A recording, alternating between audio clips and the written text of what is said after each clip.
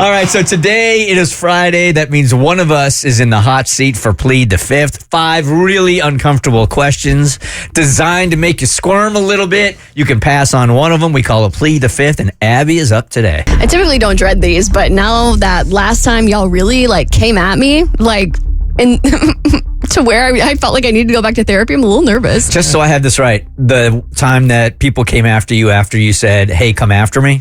Well, I was joking when I said "come after me." It was facetious. Didn't sound like it was said with a smile. It was no LOL. There was no LOL. There was no LOL. You literally were like, your question sucked. Do better. Well, I answered them already. I was like, how many times I got to rank the youth group? This is boring at this point. Well, they gave you what you wanted. Let's see what you got today. Oh, God. Ask and ye shall receive. And speaking of therapy, let's go to our first question.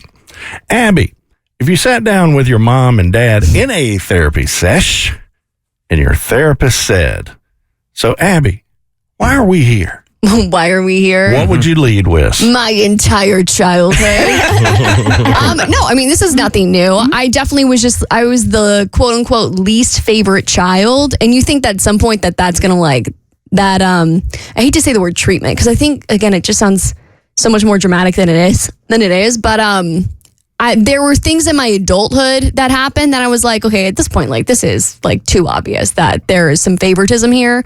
And that's the reason why I went back to therapy a couple of years ago, where there was an incident in my family where there was clear, not favoritism, but it was actually to a point where I was like, this is actually, I should have been in therapy a long time ago.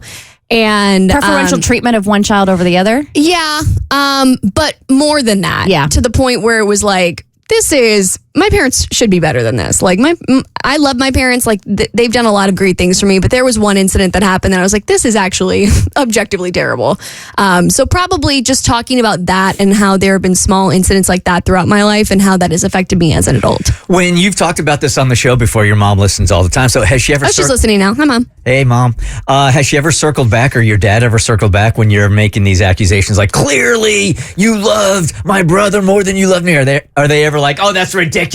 And no, because I do think it's weird. I don't know if it's just because I'm on the radio now and I talk about it more, but it has been...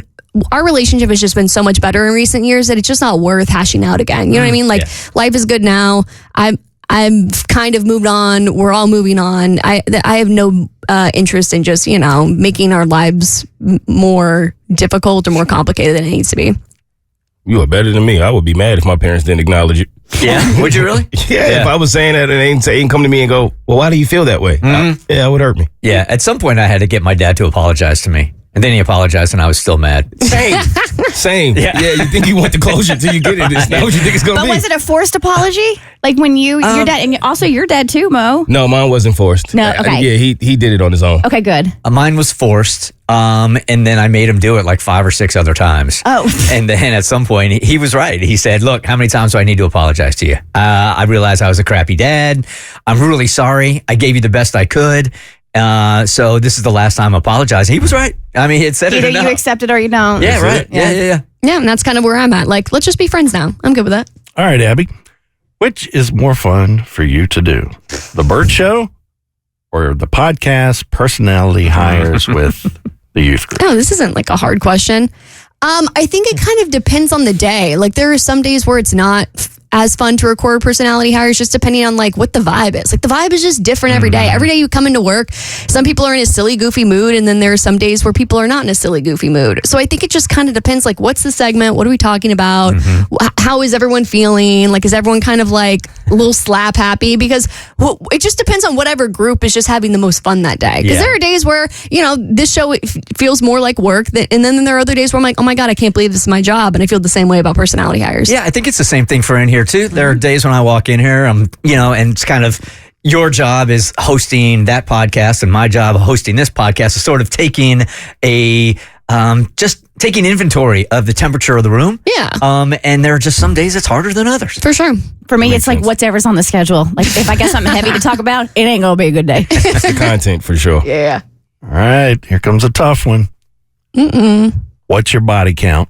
I told you I don't talk about my sex life on the radio, so that's Plead the Fifth. Okay. You gave away a guaranteed Plead the Fifth every week. That's a hard line for me with my parents listening. Well, can you tell them not to listen in 4 Friday? You have to choose between the Bert Show and the man of your dreams. Who are you choosing? Well, the man of my dreams is going to be a bajillionaire, super hot, and is never going to make me work again. So I'm choosing the man every time. There. I'm choosing her man also. I think we're all choosing her man. Are we gonna be like in one of those poly like relationships where we got a sugar daddy taking care of all of us? I would really like to experience that. You and me both. I'd like to be on the other end of I'm that. tired, man.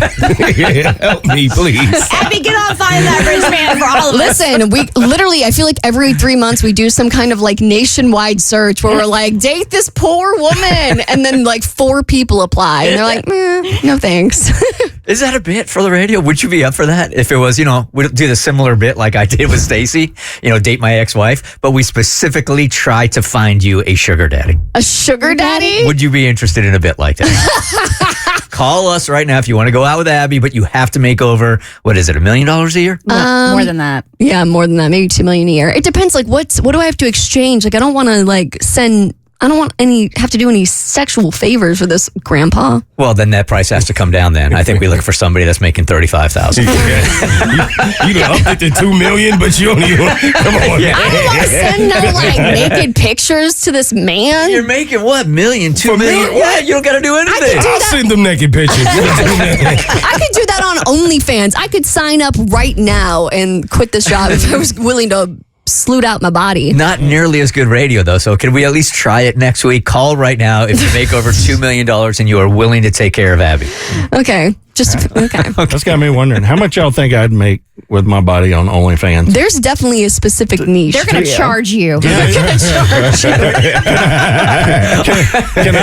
I charge about £1? Oh, then, hey. You the man at that point. Do you have to go through a panel of judges to get an OnlyFans account? Because you might not get past that. Hey, Nobody just turning their because chair you're not around. into it doesn't mean there's not somebody out there who is into it. For sure. Those chairs of those judges would be welded shut. There's no way they're turning around. All right, Abby, last question. Thank God. Out of all the friendship breakups, who did you the most dirty? And we need details. Who did me the most dirty? Yep. I had a friend in high school that she didn't say this explicitly, but we were, I feel like I've already talked about this before, but we were in a pageant together. I won, she didn't. And conveniently after that happened, she just literally stopped talking to me. And then she kind of said something that alluded to the fact that she felt like I had given her an eating disorder, which you can't do that, No. but alas.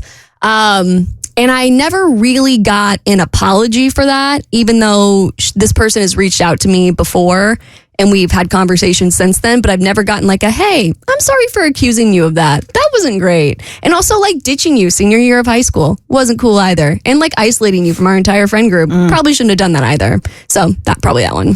Okay. So she comes to you and she's like, hey, have you ever had an eating disorder? Because I think I caught it. What? I'm like, yeah, it's not like a contagious thing. She basically, I was very, very thin in high school, and she kind of alluded to the fact that like put pressure on her or whatever. I don't know. It's like it's a whole thing. Okay. Yeah, no, Yeah. that's we all knew from the moment you said that. That's a her thing. That is not Yeah, a that's you not a thing. me. That's not. But a you me have thing. talked to her since, and she's never acknowledged it. Never Really? once. Yeah, and so that almost hurts more. Where I'm Yeah.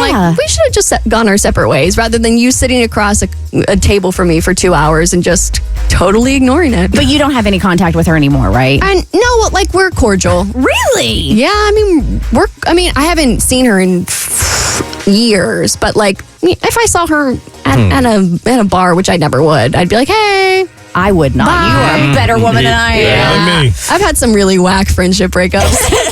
The Bert Show.